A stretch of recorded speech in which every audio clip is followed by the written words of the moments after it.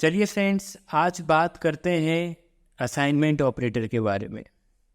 Assignment operator क्या होते हैं, हम इनका यूज़ कैसे करते हैं। तो उससे पहले मैं आपसे पूछना चाहूँगा कि आपने अर्थमेटिक ऑपरेटर के बारे में पढ़ा कि नहीं, क्योंकि इसके लिए आपको अर्थमेटिक ऑपरेटर का नॉलेज होना ज़रूरी है। यदि आपने अर्थमेटिक ऑपरेटर के बारे में नहीं पढ़ा है तो आप मेरे प्रीवियस वीडियो में जाकर के देख सकते हैं। वहाँ पर मैंने कंपैरिजन ऑपरेटर बताया था। उससे पहले वाले वीडियो में अर्थमेटिक ऑपरेटर के बारे में डिस्कशन हुआ था। तो पहले आप अर्थमेटिक ऑपरेटर को पढ़िए, देन फिर आपको ये ऑपरेटर समझ में आएगा। सबसे पहले असाइनमेंट ऑपरेटर करते क्या हैं, तो यहाँ पर जैसा कि डेफिनेशन लिखी हुई है, assignment operators are used to assigning values to variable. ये वैल्यू को वेरिएबल में असाइन करने के लिए यूज़ करते हैं। सबसे फेमिलियर जो आपने बहुत से मेरे प्रीवियस वीडियो, जितने भी हम वीडियोस बनाते आ रहे हैं, सब में हम वेरिएबल क्रिएट कर रहे हैं। तो वहाँ पर हम इक्वल्स टू का यूज़ करते हैं। तो ये इक्वल्स टू क्या है? ये इक्वल्स टू भी एक असाइनमेंट ऑपरेटर है। ये क्या कर रहा है? यह हमारी वैल्यू को वेरिएबल में असाइन कर रहा है। ठीक है, स्टोर कर रहा है या असाइन कर रहा है। अब b इज इक्वल्स टू मैंने ले लिया 1। हमारे पास दो वेरिएबल है, वापस से आ गए, वो मैंने जस्ट एग्जांपल दिया था। अब मैं यहाँ पर क्या कर रहा हूँ, यहाँ पर मैं दो वेरिएबल को मेरे को ऐड करना है और स्टोर करना है उसी वेरिएबल। ठीक है, कैसे? फॉर एग्जांपल मेरे को करना है a plus equals to b। Sir ये क्या हो रहा है, कुछ समझ में नहीं आ रहा है। ये एक असाइनमेंट ऑपरेटर है जिसकी वर्किंग कुछ ऐसी होगी, a is equals to a plus b।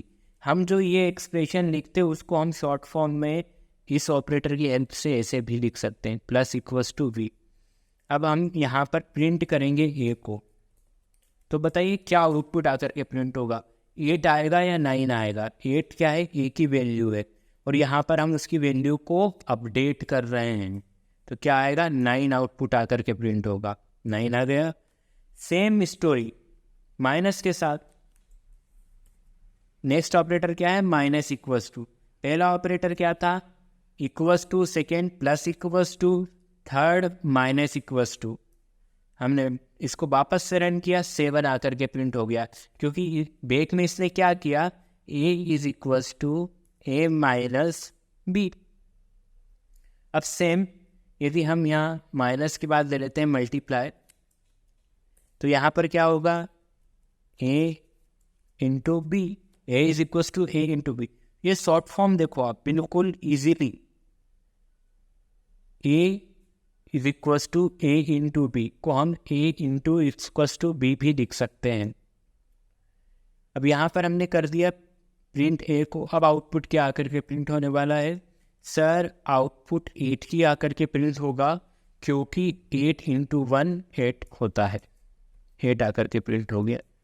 अब इंटू के बाद में हम लगाएंगे डिवाइड। यहाँ पर भी क्या होगा, यहाँ पर भी डिवाइड हो जाएगा सर, 8.0। क्यों? क्योंकि डिवाइड जो ऑपरेटर है हमारा वो फ्लोट में वैल्यू देता है। अब यहाँ पर यदि हम फ्लोर डिवीज़न लगा देंगे तो क्या आउटपुट आएगा, यहाँ पर फ्लोर डिवीज़न लगाएंगे तो आउटपुट आ जाएगा हमारा 8। ये जितने भी ऑपरेटर है, plus equals to, minus equals to, multiply equals to, divide equals to, floor divide equals to, ये सारे असाइनमेंट ऑपरेटर ही हैं। 8 आकर के प्रिंट हो गया है, किया उसने डिवाइड ही। चलो यहाँ पर 2 ले लेते हैं, क्या आ रहा है, 4 आ रहा है। यदि मैं प्रीवियस वाला डिवाइड ही यूज़ कर रहा हूँ तो क्या आ रहा है, 4.0। अब 4, ये आ गया बेसिक डिफरेंस क्लियर आपको।